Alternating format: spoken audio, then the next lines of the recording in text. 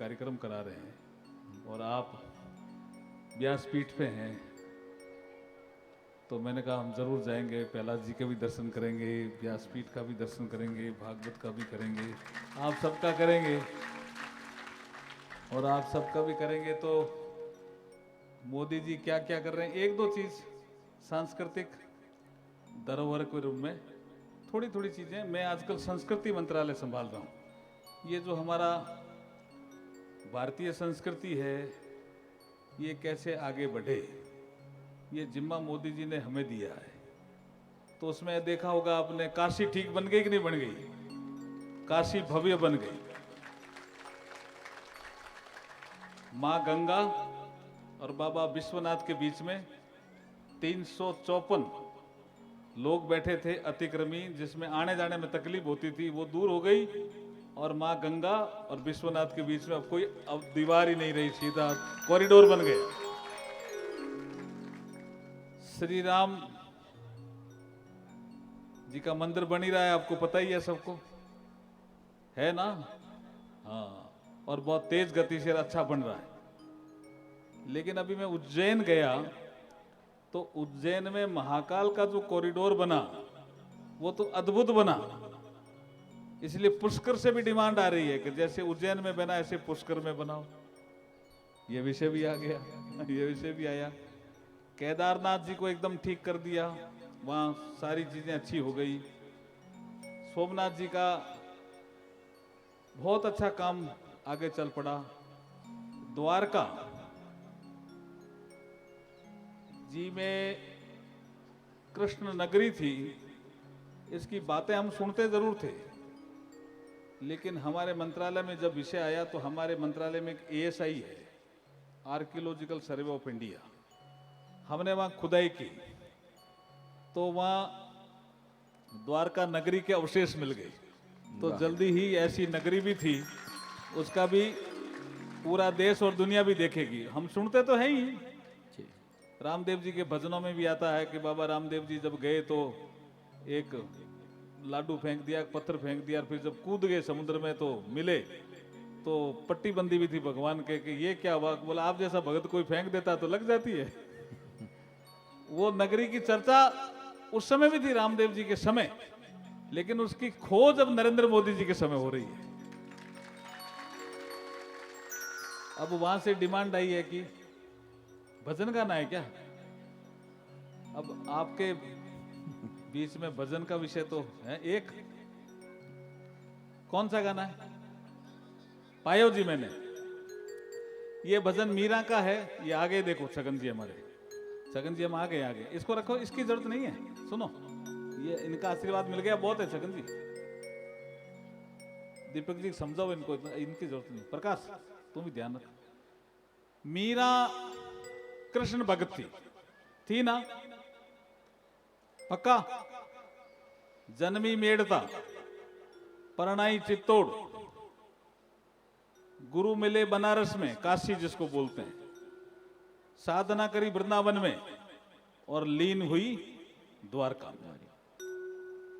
बहुत बड़ा कार्यक्रम मीरा का रहा है। और मीरा भक्त की दृष्टिकोण से शिरोमणि के ऊपर है।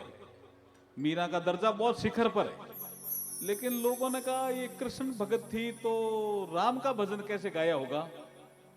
मीरा की दृष्टि में साधना करते करते जब आदमी बहुत ऊपर चला जाता है तो राम और कृष्ण का भेद मिट जाता है। इसलिए मीरा ने ये भजन गाया, पायो जी मैंने राम रतन धन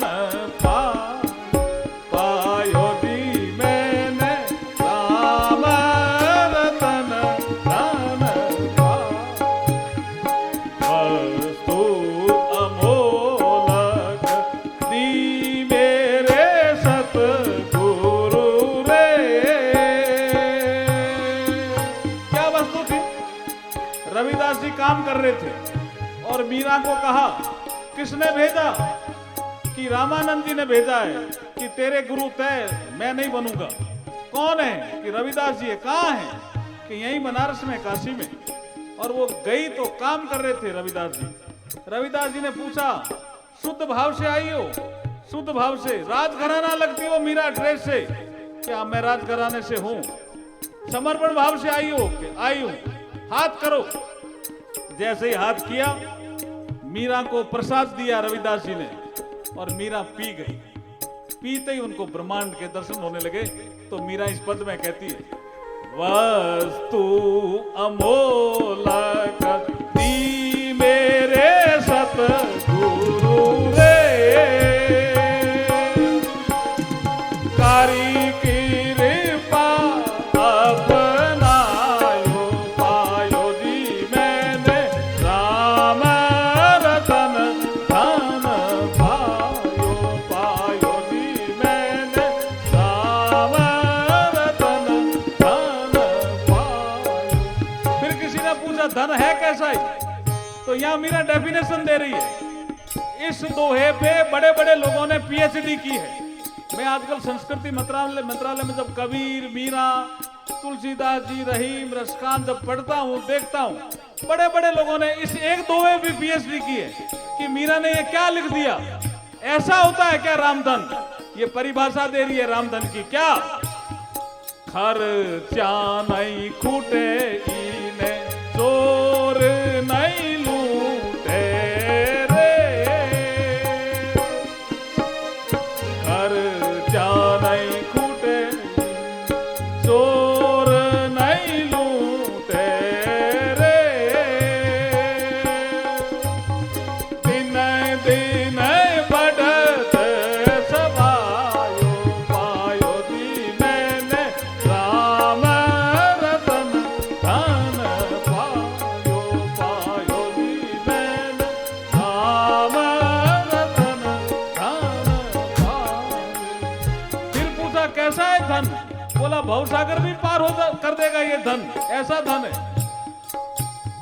सत की नाम केवटिया सतगुरु रे,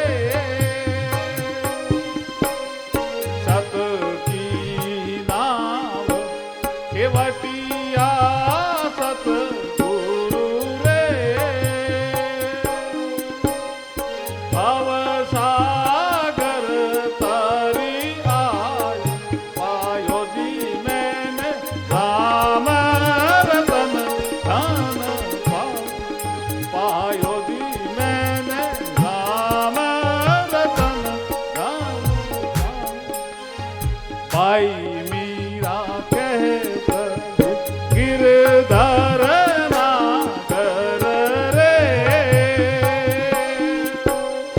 भाई मीरा कहत गिरधर नागर रे, हरस हरस दस गाय पायो जी मैंने, राम रतन धन पायो जी मैंने, राम रतन धन पायो। गुरुदेव, मीरा 50 महिलाओं के साथ कृष्ण भगवान की मूर्ति में विलीन हो गई थी। साक्ष्य देकर के गई है मीरा कि मैं विलीन होने जा रही हूं, देख लो, मैं कृष्ण भगवान की मूर्ति में ही विलीन होने जा रही हूं। और साक्ष्य देके गई, 50 महिलाओं के साथ गई थी और कृष्ण भगवान की मूर्ति में विलीन हो गई। ऐसी मीरा के लिए सत सत नमन, भक्त शिरोमणि मीरा।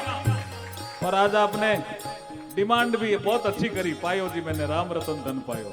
आनंद आ गया गुरुदेव, आपके चरणों में भी प्रस्तुत करते हुए, भजन प्रस्तुत करते हुए भी आनंद। प्रणाम।